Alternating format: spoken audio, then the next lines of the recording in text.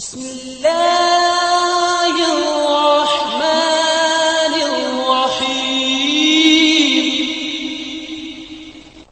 اعوذ باللہ من الشیطان الرجیم، بسم اللہ الرحمن الرحیم۔ السلام علیکم۔ آج آپ کا میزبان ڈاکٹر کاشف بشیر تفہیم القرآن سیریز کی قسط نمبر 302 کے ساتھ آپ کے سامنے حاضر خدمت ہے، جس میں ہم انشاءاللہ العزیز سورۃ النور کی آیت نمبر 6 سے لے کر 10 تک کا ترجمہ اور تفسیر آپ کے سامنے پیش کرنے کی کوشش کریں گے، اور اس حصے کا موضوع ہے زوجین کا ایک دوسرے پر الزام لگانا۔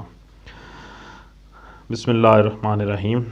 والذین یرمون ازواجہم ولم یکن لہم شہداء الا انفسہم فشہادۃ احدہم اربع شہادات باللہ انہ لمن الصادقین۔ ترجمہ: اور جو لوگ اپنی بیویوں پر الزام لگائیں اور ان کے پاس خود ان کے اپنے سوا دوسرے کوئی گواہ نہ ہوں، تو ان میں سے ایک شخص کی شہادت یہ ہے کہ وہ 4 مرتبہ اللہ کی قسم کھا کر گواہی دے کہ وہ اپنے الزام میں سچا ہے۔ والخامسۃ ان لعنۃ اللہ علیہ ان کان من الکاذبین۔ ترجمہ: اور 5ویں بار کہے کہ اس پر اللہ کی لعنت ہو اگر وہ اپنے الزام میں جھوٹا ہو۔ وَيَدْرَعُ عَنْهَا الْعَذَابَ أَن تَشْهَدَ 4 شَهَادَاتٍ بِاللَّهِ إِنَّهُ لَمِنَ الْكَاذِبِينَ۔ ترجمہ: اور عورت سے سزا اس طرح ٹل سکتی ہے کہ وہ 4 مرتبہ اللہ کی قسم کھا کر شہادت دے کہ یہ شخص اپنے الزام میں جھوٹا ہے۔ وَالْخَامِسَةَ أَنَّ غَضَبَ اللَّهِ عَلَيْهَا إِن كَانَ مِنَ الصَّادِقِينَ۔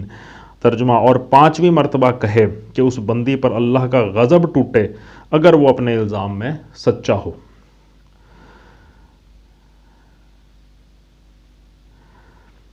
وَلَوْلَا فَضْلُ اللَّهِ عَلَيْكُمْ وَرَحْمَتُهُ وَأَنَّ اللَّهَ تَوَّابٌ حَكِيمٌ۔ ترجمہ: تم لوگوں پر اللہ کا فضل اور اس کا رحم نہ ہوتا اور یہ بات نہ ہوتی کہ اللہ بڑا التفات فرمانے والا اور حکیم ہے، تو بیویوں پر الزام کا معاملہ تمہیں بڑی پیچیدگیوں میں ڈال دیتا۔ آیت نمبر 9 میں آیا کہ 5ویں مرتبہ کہے کہ اس بندی پر اللہ کا غضب ٹوٹے اگر وہ اپنے الزام میں سچا ہو۔ اس حوالے سے تفسیر میں آتا ہے یہ آیات پچھلی آیات کے کچھ مدت بعد نازل ہوئی ہیں۔ حد قذف کا حکم جب نازل ہوا تو لوگوں میں یہ سوال پیدا ہو گیا کہ غیر مرد اور عورت کی بدچلنی دیکھ کر تو آدمی صبر کر سکتا ہے، گواہ موجود نہ ہو تو زبان پر کفل چڑھا لے اور معاملے کو نظر انداز کر دے، لیکن اگر وہ خود اپنی بیوی کی بدچلنی دیکھ لے تو کیا کرے؟ قتل کر دے تو الٹا سزا کا مستوجب ہوگا، گواہ ڈھونڈنے جائے تو ان کے آنے تک مجرم کب ٹھہرا رہے گا، صبر کرے تو آخر کیسے کرے؟ طلاق دے کر عورت کو رخصت کر سکتا ہے، مگر نہ اس عورت کو کسی قسم کی مادی یا اخلاقی سزا ملی، نہ اس کے آشنا کو، اور اگر اسے ناجائز حمل ہو تو غیر کا بچہ الگ گلے پڑا۔ یہ سوال ابتداءً تو حضرت سعد بن عبادہ نے ایک فرضی سوال کی حیثیت میں پیش کیا اور یہاں تک کہہ دیا کہ میں اگر خدا نخواستہ اپنے گھر میں یہ معاملہ دیکھوں تو گواہوں کی تلاش میں نہیں جاؤں گا بلکہ تلوار سے اسی وقت معاملہ طے کر دوں گا۔ بخاری و مسلم دونوں میں یہ واقعہ آیا ہے، لیکن تھوڑی ہی مدت گزری تھی کہ بعض ایسے مقدمات عملاً پیش آ گئے جن میں شوہروں نے اپنی آنکھوں سے یہ معاملہ دیکھا اور نبی صلی اللہ علیہ وآلہ وسلم کے پاس اس کی شکایت لے گئے۔ عبداللہ بن مسعود اور ابن عمر رضی اللہ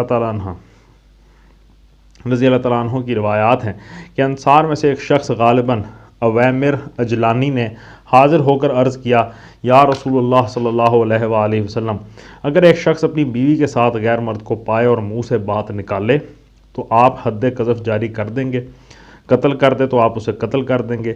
چپ رہے تو غیظ میں مبتلا رہے، آخر وہ کیا کرے؟ اس پر حضور صلی اللہ علیہ وآلہ وسلم نے فرمایا، دعا کی کہ خدایا اس مسئلے کا فیصلہ فرما۔ ریفرنس ہے مسلم، بخاری، ابو داؤد، احمد، نسائی۔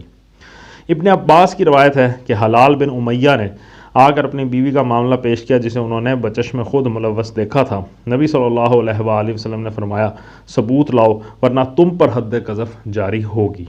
صحابہ میں اس پر عام پریشانی پھیل گئی اور حلال نے کہا، اس خدا کی قسم جس نے آپ کو نبی بنا کر بھیجا ہے، میں بالکل صحیح واقعہ عرض کر رہا ہوں جسے میری آنکھوں نے دیکھا اور کانوں نے سنا ہے۔ مجھے یقین ہے کہ اللہ تعالیٰ میرے معاملے میں ایسا حکم نازل فرمائے گا جو میری پیٹھ بچا دے گا۔ اس پر یہ آیت نازل ہوئی، یہ ریفرنس ہے بخاری، احمد اور ابو داؤد۔ اس میں جو طریقہ تصفیہ تجویز کیا گیا ہے اسے اسلامی قانون کی اصطلاح میں لعان کہا جاتا ہے۔ یہ حکم آ جانے کے بعد نبی صلی اللہ علیہ وآلہ وسلم نے جن مقدمات کا فیصلہ فرمایا ان کی مفصل ردادیں کتب حدیث میں منقول ہیں، اور وہی لعان کے مفصل قانون اور ضابطہ کارروائی کا ماخذ ہیں۔ حلال بن امیہ کے مقدمے کی جو تفصیلات صحائح ستہ اور مسند احمد اور تفسیر ابن جریر میں ابن عباس اور انس بن مالک رضی اللہ عنہما سے منقول ہوئی ہیں، ان میں بیان کیا گیا کہ اس آیت کے نزول کے بعد حلال اور ان کی بیوی دونوں عدالت نبوی میں حاضر کیے گئے۔ حضور صلی اللہ علیہ وآلہ وسلم نے پہلے حکم خداوندی سنایا، پھر فرمایا خوب سمجھ لو کہ آخرت کا عذاب دنیا کے عذاب سے زیادہ سخت چیز ہے۔ ہلال نے عرض کیا میں نے اس پر بالکل صحیح الزام لگایا ہے۔ عورت نے کہا یہ بالکل جھوٹ ہے۔ حضور صلی اللہ علیہ وآلہ وسلم نے فرمایا اچھا تو ان دونوں میں ملاعنت کرائی جائے۔ چنانچہ پہلے ہلال اٹھے اور انہوں نے حکم قرآنی کے مطابق قسمیں کھانا شروع کی۔ نبی صلی اللہ علیہ وآلہ وسلم اس دوران میں بار بار فرماتے رہے اللہ کو معلوم ہے کہ تم میں سے ایک ضرور جھوٹا ہے، پھر کیا تم میں سے کوئی توبہ کرے گا؟ پانچویں قسم سے پہلے حاضرین نے حلال سے کہا خدا سے ڈرو، دنیا کا عذاب آخرت کے عذاب سے ہلکا ہے، یہ پانچویں قسم تم پر عذاب واجب کر دے گی۔ مگر حلال نے کہا جس خدا نے یہاں میری پیٹھ بچائی ہے وہ آخرت میں بھی مجھے عذاب نہیں دے گا۔ یہ کہہ کر انہوں نے پانچویں قسم بھی کھا لی۔ پھر عورت اٹھی اور اس نے بھی قسمیں کھانی شروع کی۔ پانچویں قسم سے پہلے اسے بھی روک کر کہا گیا خدا سے ڈر، آخرت کے عذاب کی بنسبت دنیا کا عذاب برداشت کر لینا آسان ہے، یہ آخری قسم تجھ پر عذاب الہی کو واجب کر دے گی۔ یہ سن کر وہ کچھ دیر رکتی اور جھجکتی رہی۔ لوگوں نے سمجھا اعتراف کرنا چاہتی ہے، مگر پھر کہنے لگی میں ہمیشہ کے لیے اپنے قبیلے کو رسوا نہیں کروں گی، اور پانچویں قسم بھی کھا گئی۔ اس کے بعد نبی صلی اللہ علیہ وآلہ وسلم نے دونوں کے درمیان تفریق کرا دی اور فیصلہ فرمایا کہ اس کا بچہ جو اس وقت پیٹ میں تھا ماں کی طرف منسوب ہوگا، باپ کا نہیں پکارا جائے گا، کسی کو اس پر یا اس کے بچے پر الزام لگانے کا حق نہ ہوگا، جو اس پر یا اس کے بچے پر الزام لگائے گا وہ حد قذف کا مستحق ہوگا، اور اس کو زمانہ عدت کے نفقے اور سکونت کا کوئی حق حلال پر حاصل نہیں ہے، کیونکہ یہ طلاق یا وفات کے بغیر شوہر سے جدا کی جا رہی ہے۔ پھر آپ نے لوگوں سے کہا کہ اس کے ہاں جب بچہ ہو تو دیکھو وہ کس پر گیا ہے، اگر اس شکل کا ہو تو حلال کا ہے، اور اگر اس صورت کا ہو تو اس شخص کا ہے جس کے بارے میں اس پر الزام لگایا گیا ہے۔ وضع حمل کے بعد دیکھا گیا وہ موخر ذکر صورت کا تھا۔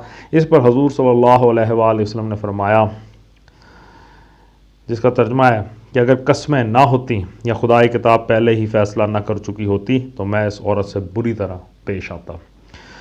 اویمر اجلانی کے مقدمے کی روداد سمل بن سعد ساعدی اور ابن عمر رضی اللہ عنہما سے بخاری، مسلم، ابو داؤد، نسائی، ابن ماجہ اور مسند احمد میں ملتی ہیں۔ اس میں بیان ہوا ہے کہ اویمر اور ان کی بیوی دونوں مسجد نبوی میں بلائے گئے۔ ملاعنت سے پہلے حضور صلی اللہ علیہ وآلہ وسلم نے ان کو بھی تنبیہ کرتے ہوئے 3 بار فرمایا اللہ خوب جانتا ہے کہ تم میں سے ایک ضرور جھوٹا ہے، پھر کیا تم میں سے کوئی توبہ کرے گا؟ جب کسی نے توبہ نہ کی تو دونوں میں ملاعنت کرائی گئی۔ اس کے بعد اویمر نے کہا یا رسول اللہ صلی اللہ علیہ وآلہ وسلم اب اگر میں اس عورت کو رکھوں تو جھوٹا ہوں۔ یہ کہہ کر انہوں نے 3 طلاقیں دے دیں، بغیر اس کے کہ حضور صلی اللہ علیہ وآلہ وسلم نے ان کو ایسا کرنے کا حکم دیا ہوتا۔ سہل بن سعد کہتے ہیں کہ ان طلاقوں کو حضور صلی اللہ علیہ وآلہ وسلم نے نافذ فرما دیا اور ان کے درمیان تفریق کرا دی، اور فرمایا کہ یہ تفریق ہے ہر ایسے جوڑے کے معاملے میں جو باہم لعان کرے، اور سنت یہ قائم ہو گئی کہ لعان کرنے والے زوجین کو جدا کر دیا جائے، پھر وہ دونوں کبھی جمع نہیں ہو سکتے۔ مگر ابن عمر صرف اتنا بیان کرتے ہیں کہ حضور صلی اللہ علیہ وآلہ وسلم نے ان کے درمیان تفریق کرا دی۔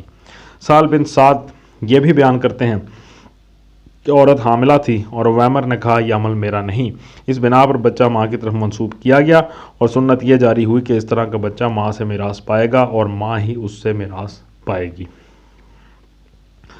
ان 2 مقدموں کے علاوہ متعدد روایات میں ہم کو کتب حدیث میں ایسی بھی ملتی ہیں جن میں یہ تصریح نہیں ہے کہ یہ کن اشخاص کے مقدموں کی ہیں۔ ہو سکتا ہے کہ ان میں سے بعض انہی دونوں مقدموں سے تعلق رکھتی ہوں، مگر بعض میں کچھ دوسرے مقدمات کا بھی ذکر ہے، اور ان سے قانون لعان کے بعض اہم نکات پر روشنی پڑتی ہے۔ ابن عمر ایک مقدمے کی روداد بیان کرتے ہوئے کہتے ہیں کہ زوجین جب لیان کر چکے تو نبی صلی اللہ علیہ وآلہ وسلم نے ان کے درمیان تفریق کرا دی۔ بخاری، مسلم، نسائی، احمد، ابن جریر۔ ابن عمر کی ایک اور روایت ہے کہ ایک شخص اور اس کی بیوی کے درمیان لیان کرایا گیا، پھر اس نے حمل سے انکار کیا۔ نبی صلی اللہ علیہ وآلہ وسلم نے ان کے درمیان تفریق کرا دی اور فیصلہ فرمایا کہ بچہ صرف ماں کا ہوگا۔ صحاح ستہ اور احمد۔ ابن عمر ہی کی ایک اور روایت ہے کہ ملعنت کے بعد حضور صلی اللہ علیہ وآلہ وسلم نے فرمایا تمہارا حساب اب اللہ کے ذمہ ہے، تم میں سے ایک بہرحال جھوٹا ہے۔ پھر آپ نے مرد سے فرمایا یعنی اب یہ تیری نہیں رہی، نہ تو اس پر کوئی حق جتا سکتا ہے، نہ کسی قسم کی دست درازی یا دوسری منتقمانہ حرکت اس کے خلاف کرنے کا مجاز ہے۔ مرد نے کہا یا رسول اللہ صلی اللہ علیہ وآلہ وسلم، اور میرا مال یعنی وہ مہر تو مجھے دلوائیے جو میں نے اسے دیا تھا۔ اس حوالے سے حضور صلی اللہ علیہ وآلہ وسلم نے فرمایا مال واپس لینے کا تجھے کوئی حق نہیں ہے، اگر تو نے اس پر سچا الزام لگایا تو وہ مال اس لذت کا بدل ہے جو تو نے حلال کر کے اس سے اٹھائی، اور اگر تو نے اس پر جھوٹا الزام لگایا ہے تو مال تجھ سے اور بھی زیادہ دور چلا گیا، وہ اس کی بنسبت تجھ سے زیادہ دور ہے۔ بخاری، مسلم، ابو داؤد۔ دار قطنی نے علی ابن ابی طالب اور ابن مسعود رضی اللہ عنہما کا قول نقل کیا ہے، سنت یہ مقرر ہو چکی ہے کہ لیان کرنے والے زوجین پھر کبھی باہم جمع نہیں ہو سکتے، یعنی ان کا دوبارہ نکاح پھر کبھی نہیں ہو سکتا۔ اور دار قطنی ہی حضرت عبداللہ بن عباس سے روایت نقل کرتے ہیں کہ نبی صلی اللہ علیہ وآلہ وسلم نے خود فرمایا ہے کہ یہ دونوں پھر کبھی جمع نہیں ہو سکتے۔ قبیصہ بن زویب کی روایت ہے کہ حضرت عمر رضی اللہ تعالیٰ عنہ کے زمانے میں ایک شخص نے اپنی بیوی کے حمل کو ناجائز قرار دیا، پھر اعتراف کر لیا کہ یہ حمل اس کا اپنا ہے، پھر وضع حمل کے بعد کہنے لگا یہ بچہ میرا نہیں ہے۔ معاملہ حضرت عمر کی عدالت میں پیش ہوا، آپ نے اس پر حد قذف جاری کی اور فیصلہ کیا کہ بچہ اسی کی طرف منسوب ہوگا۔ ریفرنس ہے دار قطنی، بہقی۔ ابن عباس روایت کرتے ہیں کہ ایک شخص نے حاضر ہو کر عرض کیا میری ایک بیوی ہے جو مجھے بہت محبوب ہے، مگر اس کا حال یہ ہے کہ کسی ہاتھ لگانے والے کا ہاتھ نہیں جھٹکتی۔ واضح رہے کہ یہ کنایا تھا جس کے معنی زنا کے بھی ہو سکتے ہیں اور زنا سے کم تر درجے کی اخلاقی کمزوری کے بھی۔ نبی صلی اللہ علیہ وآلہ وسلم نے فرمایا طلاق دے دے۔ اس نے کہا مگر میں اس کے بغیر رہ نہیں سکتا۔ فرمایا تو اسے رکھے رہ، یعنی آپ نے اسے اس کنائے کی تشریح نہیں کرائی اور اس کے قول کو الزام زنا پر مجمول کر کے لیان کا حکم نہیں دیا۔ ریفرنس ہے نسائی۔ حضرت ابو ہریرہ رضی اللہ تعالیٰ عنہ فرماتے ہیں کہ ایک اعرابی نے حاضر ہو کر عرض کیا میری بیوی نے کالا لڑکا جنا ہے اور میں نہیں سمجھتا کہ وہ میرا ہے، یعنی محض لڑکے کے رنگ نے اسے شبہ میں ڈال دیا، اور ورنہ بیوی پر زنا کا الزام لگانے کے لیے اس کے پاس کوئی اور وجہ نہ تھی۔ آپ نے پوچھا تیرے پاس کچھ اونٹ تو ہوں گے؟ اس نے عرض کیا ہاں۔ آپ نے پوچھا ان کے رنگ کیا ہیں؟ کہنے لگا سرخ۔ آپ نے پوچھا ان میں کوئی خاکستری بھی ہے؟ کہنے لگا جی ہاں، بعض ایسے بھی ہیں۔ جو آپ نے پوچھا یہ رنگ کہاں سے آیا؟ کہنے لگا شاید کوئی رگ کھینچ لے گئی، یعنی ان کے باپ دادا میں سے کوئی اس رنگ کا ہوگا اور اسی کا اثر ان میں آ گیا۔ فرمایا شاید اس بچے کو بھی کوئی رگ کھینچ لے گئی، اور آپ نے اسے نفی ولد یعنی بچے کے نسب سے انکار کی اجازت نہ دی۔ ریفرنس ہے بخاری، مسلم، احمد، ابو داؤد۔ حضرت ابو ہریرہ رضی اللہ تعالیٰ عنہ کی ایک اور روایت ہے کہ نبی صلی اللہ علیہ وآلہ وسلم نے آیت لیان پر کلام کرتے ہوئے فرمایا جو عورت کسی خاندان میں ایسا بچہ گھسا لائے جو اس خاندان کا نہیں ہے، یعنی حرام کا پیٹ رکھوا کر شور کے سر مونڈ دے، اس کا اللہ سے کچھ واسطہ نہیں، اللہ اس کو جنت میں ہرگز داخل نہ کرے گا۔ اور جو مرد اپنے بچے کے نسب سے انکار کرے حالانکہ بچہ اس کو دیکھ رہا ہو، اللہ قیامت کے روز اس سے پردہ کرے گا اور اسے تمام اگلی پچھلی خلق کے سامنے رسوا کر دے گا۔ ابو داؤد، نسائی، دارمی۔ آیت لیان اور یہ روایات و نظائر اور شریعت کے اصول عامہ اسلام میں قانون لیان کے وہ ماخذ ہیں جن کی روشنی میں فقہا نے لیان کا مفصل ضابطہ بنایا ہے۔ اس ضابطے کی اہم دفعات یہ ہیں: نمبر 1، جو شخص بیوی کی بدکاری دیکھے اور لیان کا راستہ اختیار کرنے کے بجائے قتل کا مرتکب ہو جائے، اس کے بارے میں اختلاف ہے۔ ایک گروہ کہتا ہے کہ اسے قتل کیا جائے گا کیونکہ اس کے بطور خود حد جاری کرنے کا حق نہ تھا۔ دوسرا گروہ کہتا ہے کہ اسے قتل نہیں کیا جائے گا اور نہ اس کے فعل پر کوئی مواخذہ ہوگا بشرطے کہ اس کی صداقت ثابت ہو جائے، یعنی یہ کہ فی الواقع اس نے زنا ہی کے ارتکاب پر یہ فعل کیا۔ امام احمد اور اسحاق بن راہویہ کہتے ہیں کہ اسے اس مرد کے 2 گواہ لانے ہوں گے کہ قتل کا سبب یہی تھا۔ مالکیہ میں سے ابن القاسم اور ابن حبیب اس پر مزید شرط یہ لگاتے ہیں کہ زانی جسے قتل کیا گیا وہ شادی شدہ ہو، ورنہ کنوارے زانی کو قتل کرنے پر اس سے قصاص لیا جائے گا، مگر جمہور فقہا کا مسلک یہ ہے کہ اس کو قصاص سے صرف اس صورت میں معاف کیا جائے گا جبکہ وہ زنا کے 4 گواہ پیش کرے یا مقتول مرنے سے پہلے خود اس امر کا اعتراف کر چکا ہو کہ وہ اس کی بیوی سے زنا کر رہا تھا، اور مزید یہ کہ مقتول شادی شدہ ہو۔ ریفرنس ہے نیل الاوتار، جلد نمبر 6 صفحہ نمبر 228۔ دوسرا ضابطہ، دوسری جو دفعہ ہے اس حوالے سے کہ لیان گھر بیٹھے آپس ہی میں نہیں ہو سکتا، مجمع میں ہونا ضروری ہے، اس کے لیے عدالت میں جانا ضروری ہے۔ نمبر 3، لیان کے مطالبے کا حق صرف مرد ہی کے لیے نہیں ہے بلکہ عورت بھی عدالت میں اس کا مطالبہ کر سکتی ہے جبکہ شوہر اس پر بدکاری کا الزام لگائے یا اس کے بچے کا نسب تسلیم کرنے سے انکار کرے۔ صدق اللہ العلی العظیم۔ الحمدللہ آج ہم نے سورہ النور کی آیت نمبر 6 سے لے کر 10 تک کا ترجمہ اور تفسیر کا کچھ حصہ آپ کے سامنے پیش کیا، بقیہ حصہ انشاءاللہ اگلی قسط میں آپ کے سامنے رکھیں گے، اور اللہ تعالیٰ سے دعا ہے کہ اللہ تعالیٰ ہمیں معاف فرمائے، ہمارے صغیرہ کبیرہ گناہ معاف فرمائے، ہمارے جتنے بھی دوست بہن بھائی مسلمان دنیا سے چلے گئے اللہ تعالیٰ ان کے لیے آسانی کا معاملہ فرمائے اور ہمیں نیکی کے کاموں میں بڑھ چڑھ کر حصہ لینے کی توفیق عطا فرمائے۔ اسی دعا کے ساتھ آپ سے اجازت چاہیں گے، اپنا بہت خیال رکھیں، آپ لوگوں کا بہت بہت شکریہ، اللہ حافظ۔